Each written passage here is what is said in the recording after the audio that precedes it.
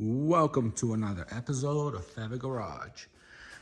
On this episode, I'm going to show you what I've done so far. So, as you can see here, my exhaust, all tack welded in. I did get my exhaust hangers in the mail, so I already added them. So, to recap for those who haven't watched the last video, or maybe you missed it, I did add two hangers on the front. Right here, one on each side, so the front secure. In front of the rear diff, I added one on each side here. This is the factory Miata hanger. This one I added, welded to the subframe. So obviously, I'm gonna cut this here. Once I take the exhaust down to fully weld it, then I'll cut it and weld it all around, make it nice. So two hangers up front, two here. I have one here. Again, Miata stock location. So I have it only welded on this side. I have to weld the other side and then clean up these welds because it didn't come out very good. Now this is also where I use the temporary hanger, tack welded on here. So again, I'm gonna grind this down, make it decent. I did weld a piece of stainless stock across, joining these two. That way, when one moves, the other one moves. And so I have front connected, back connected.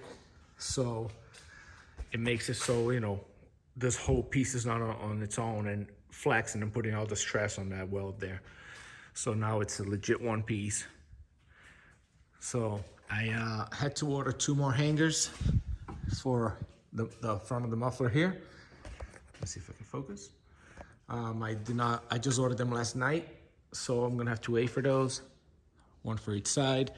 And then once those hangers are in place and tack welded in, then I can drop this whole exhaust, fully welded, and basically just put it right back up and it should be done, other than the exhaust tips, which I have to do a 45 and then come out right here. I already have a cutout on this side because I did have dual exhaust on a Miata before. So I'm all set. Again, same thing here, 45 comes right out. So yeah, this is coming out decent. So because we were waiting for parts, I ordered these polyurethane hanger bushings, you can call them, I guess. They're a little hard. They don't flex much. They're almost like hard plastic.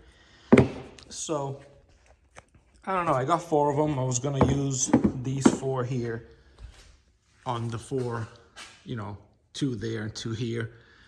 I got them red because it obviously looks a little nice with everything else being red. But I don't know how hard they're gonna be, if they're gonna be too stiff. So if they are too stiff, I'm just gonna put the Miata ones back, the factory Miata rubber ones, which I have a couple extras. But I think I'm gonna start with the poly ones and see how they do. I don't want the exhaust moving too much because, as you can see here, I don't have much room. I don't have much room. I have about a 1/4 inch tops everywhere. This side here, I got plenty of clearance. It's mostly the passenger side. So again, about a 1/4 inch here. So I don't want this exhaust moving too much, and I don't think it will, but. So we're waiting for parts. So what I'm gonna do, I'm gonna change it up a bit. I'm gonna show you guys my fuel. So this is 4th of July weekend. So I mentioned on my other video, my last video, that I wanted to be able to start and maybe move this car under tone power and then drive it to the 4th of July party right up front. So my in-laws live in the property right in front of me. So I was thinking about getting this thing to a point where I can hit the key and start it up.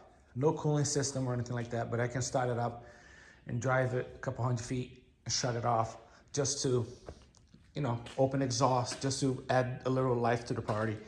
But obviously I need a fuel system for that. So I started doing my fuel system, and that's what we're gonna do now, because obviously I'm not gonna just take the exhaust down and fully weld it, because I still have to add hangers. So once all my hangers are tacked in, I'll take the exhaust down once and just do it all at once.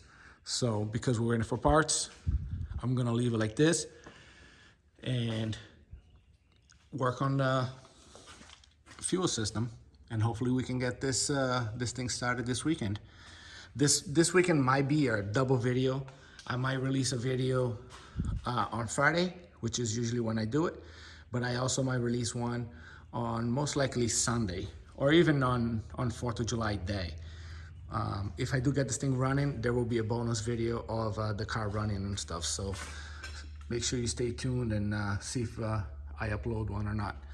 But I'd like to get this thing moving on the tone power this weekend, which I think would be really cool. And I just want to hear this thing chop away with the cam. So I'll show you my fuel system here.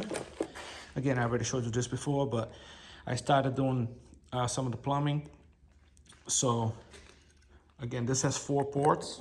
Let me get a focus for you. Aeromotive, 4 ports. They're all the same.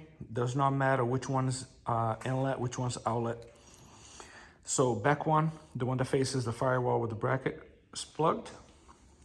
This one here is going to be coming from the pump. So this is going to be your in, my in. This is going to be my out. This is going to go to the carburetor. And then over here, I have a reducer adapter, and this is where my gauge is gonna be, like that. So because this is gonna be mounted on the firewall like that, and the air filter is gonna cover most of this here, I put the gauge on the side, that way I can still read it from the side. So I'm gonna mount this to the firewall now, and then we're gonna start running the return line all the way to the tank. When we get to the tank, we have this quick connects that will connect right into the Miata OEM fuel pump assembly, and that gives you an AN fitting. So has a quick connect with an O-ring in there. I don't know if you can see, and then it gives you an AN fitting. So the line is going to go from here, return, all the way up to the return line on the pump, which is not really a return line. The Miata pump has 2 lines. One is the output from the pump. The other one is basically a regulator line, but I'm gonna remove that regulator, and that's gonna be my return line, because obviously I have a regulator up front. I don't need one in the tank. So that's perfect, that I can use that as a return line. So I'll show you guys when I actually take the cover off and get to the fuel pump. But so yeah, let's get going. All right, the whole fuel system's done, car runs. Just looking for a ride. Yeah, okay. Not even close. But I did make my first AN line. So stock Miata fuel line comes up. Stock Miata line comes out right here, but obviously I moved it over there and secured it. Heat shield on it so the headers won't heat it up. Comes up, goes around, has that special fitting to convert metal to AN. AN line goes there, goes right into the inlet. So I just got this in the mail today, so I wasn't sure how big it was gonna be, but even if I put the gauge on the front, I guess I would have still been able to see it. But having the gauge on the side, it's actually gonna be better, because this being a 90 will give me a nice way to connect it to the carburetor. So if you can see here, this comes out, it'll just do a loop and connect it to here. Or I might just do a 90 here too. If I can get a 90, then it'll be just basically a 90-degree hose, possibly a small fuel filter in line with it. I am gonna have a fuel filter on the back by the tank where the feed's coming from, but we'll go and do that later. So that's the basic mounting place of the fuel system. So again, I'm waiting for a fitting here. Then I'll mount my gauge. This is temporarily over here. This is where it's gonna be, but I still have to tighten these lines. And once I get my fitting in and have to put a gauge on, I'll have to take this out again, put it on the vise so I can get a good bite to tighten it. I might be able to tighten it here actually. But either way, that's where the brake booster is gonna go, right here. I have to run a hose there, but that's after the car's running and driving. So let's get going on making the return line. Now the return line is gonna be a 45, and then it's gonna run down the tunnel all the way back to the tank. Also, this filter here might clear the hood, I'm not sure, but if it does not, I'm gonna cut a hole on the hood and have this poke out That way it actually gets nice and fresh air from outside instead of getting hot air from under the hood. So that just came in today. I think it looks pretty cool. The other one was just a temporary one. I paid 15 bucks for, just in case I got the engine started, or basically I did not have a filter, and I always put a rag over it because I don't want stuff falling in there by accident. So I bought that little filter just so I can keep it covered pretty much. But that was way too small for this application. It will probably struggle to suck air a little bit. So I bought this here. It's a lot nicer, nice and thick aluminum. So plus it looks a lot nicer too. So it's coming out decent. Let's get going on the fuel system, and then I'm gonna try to make the Miata throttle cable work somehow. If not, I do have an aftermarket adjustable one coming. That's a universal. So if this one's kind of too much of a pain, I'm just gonna put the universal cable in and make that work. But let's get going on the fuel system. Okay, so here's a look at the Miata stock fuel pump assembly. So you see you have two lines. One line basically comes right out of the pump and goes to the front of the car in a Miata. So picks up fuel through the screen, goes through the pump shoots it up, comes out of the line, goes right through the fuel filter and then to the fuel rail on Miata. Once it hits the fuel rail, it'll start to build pressure. And then this line here is also connected to the fuel filter. It starts to build pressure. Once this hits about 60-70 PSI, which is what Mazda wants it to be, it'll basically open. Once this line hits 60-70 PSI, whatever the regulator is set to, this regulator will open and the excess fuel will just drip back inside the tank. So this is what they call a returnless fuel system. On some of the cars, they have a return line, like I'm gonna run right now, a return line. But on most of the newer cars, they actually don't have a return line anymore.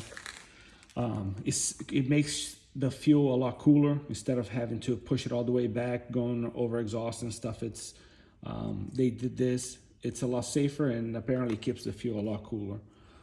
So I'm gonna show you here. So picture this as basically your garden hose. As when you open up your faucet outside of your house, you have water pressure, but it's not really coming out very fast until you put your finger at the end of it, and then you really start to build pressure. It's basically the same thing. So I have a diagram here.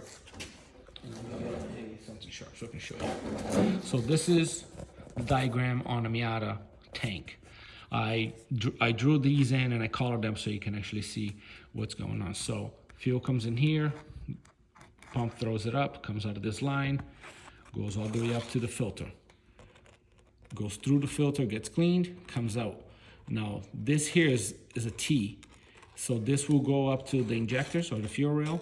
Once it hits a barrier, like the fuel rail, it'll start to build pressure on everything that's red, it'll start to build pressure.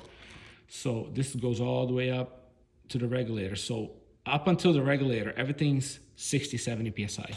Once you hit that pressure that Mazda wants you to have, then the regulator will open and fuel will drip back in the tank. So this is pretty much how the stock Miata. Now this is for the NB. The NA might be different. I've never opened up a fuel system on an NA, but this is for the NB. So I just wanted to give you guys how this is gonna work. So basically this here, the regulator, that's what adjusts fuel pressure in this car. So by removing these two 6mm bolts, this regulator just comes out and this would be an open line. So what I'm gonna do is I'm gonna use this line here, which goes to the regulator, as a return line. So I'll do a quick connect here with an AN fitting, and then all the excess fuel from the regulator front is gonna come down and then just basically drip back. Let me see if I can, and then drip back inside the tank. So because there is no regulator, there is gonna be no pressure being built, only the 7 PSI that the regulator is allowing it to build. So basically take this off, put this back in the tank, and then I'll have my two lines here, return and output. And then I'll most likely reuse the Miata stock wiring, and I'll just basically go up to the fuse box where the relay is and then have the wires coming out from there, going to ignition and going to a switch. So I can either shut them off with a switch or shut off the ignition and shut off everything. So I just wanted to give you guys an overview of how this whole EFI pump to carburetor is going to work. Okay, so this part's going to be for those who've never done AN fittings. I'm going to show you real quick how to do one, and the other ones are pretty much the same. So when you get your roll, I have a whole roll right there. When you get your roll, the ends are going to look like this. You're going to see the nylon line on the inside, and you're going to see the stainless steel casing on the outside. So you're going to measure it out. You want 3, 4, 5 inches, whatever length you want. You're going to take some tape, any kind of tape, masking tape, whatever you want to use. You're going to put the tape nice and tight around where you want to cut it. So where you want to cut it is right in the middle of the tape. So if you need to cut it at 4 or 5 inches, you measure 5 inches, just take a Sharpie, mark the middle, and then put the tape right in the middle like this, because you're going to make a cut right in the middle, right? Once you make the cut with it, a hacksaw or a cutoff wheel, I use a cutoff wheel, then you're going to be left with 2 halves. You're going to be left with 2 lines with tape on them. And what the tape does, it basically holds this down so this thing doesn't just fray up like that, because you're going to have to slide a fitting on it. So once with the tape still in there, you're going to unscrew this from this fitting, and you're going to slide it over the line like that. Because I don't have to cut this line for a while, because this is going to run all the way to the back of the car, I'm doing this on the front. So you have this little piece here, which is what holds the line in. So now what you got to do is you got to take a little flathead, take the tape off, obviously, and then you're going to have to go around, and now you want to really open it up a little bit. You just want to make sure that casing kind of opens up, because you need to slide.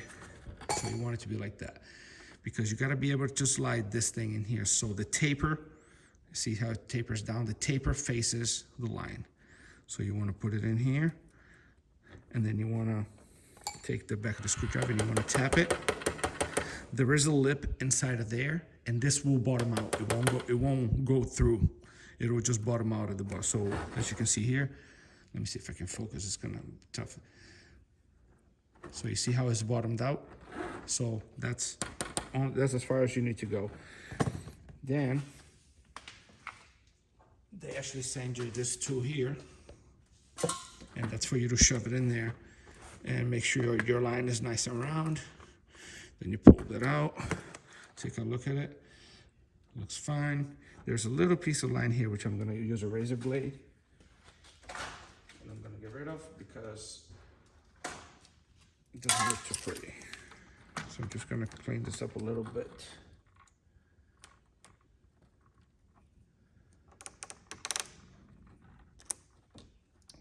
Okay, so I cleaned it up.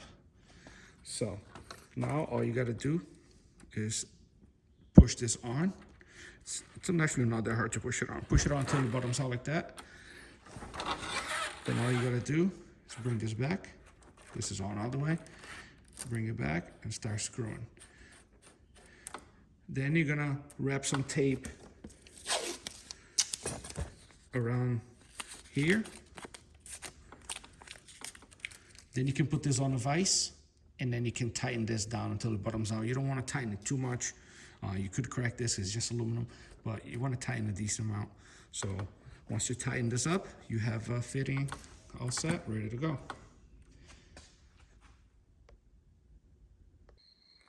Okay, so I have my return ran. So I went right in between the tonneau and the transmission, because that way I'll go down right in the middle in an area where there's not a lot of heat.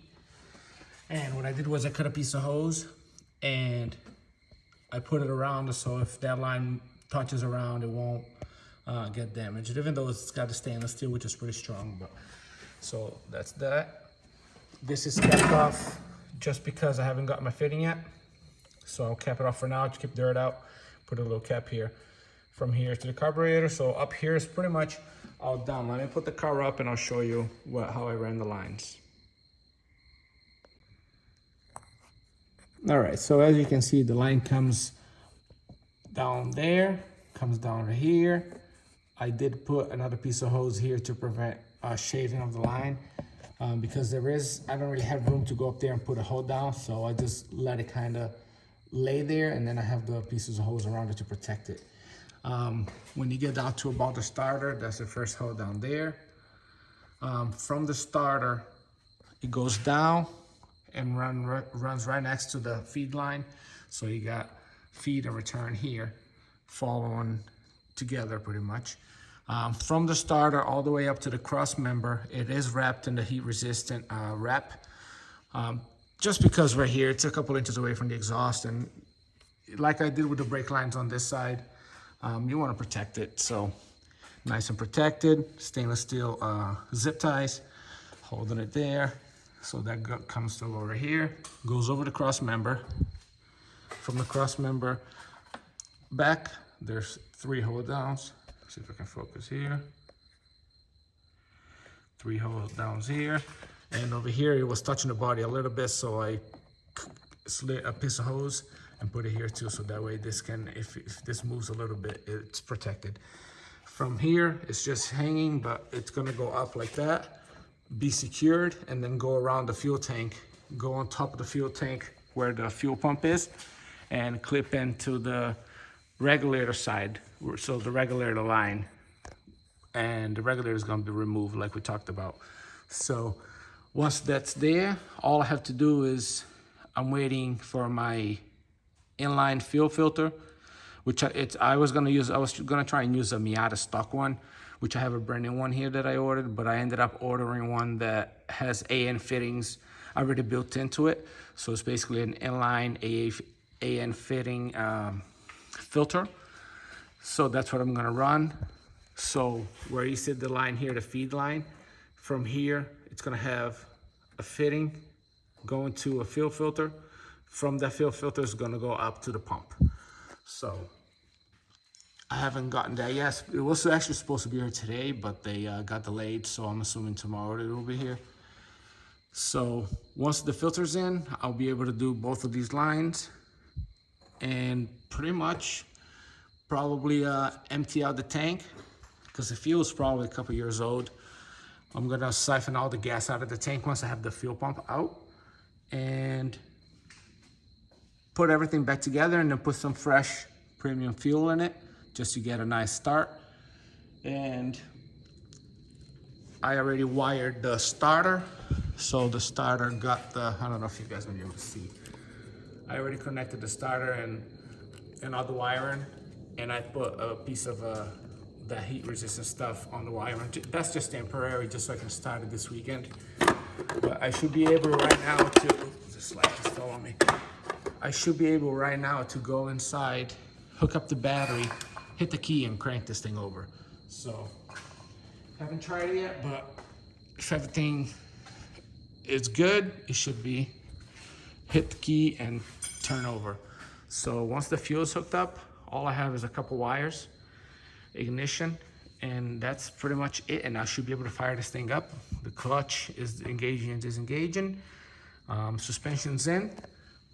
All I have to do really is bleed the brakes and put the wheels on, and this thing should be running and moving.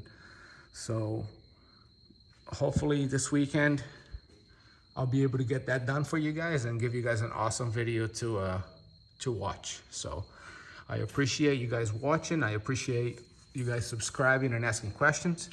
So hopefully we'll see you guys in a couple of days. Take care.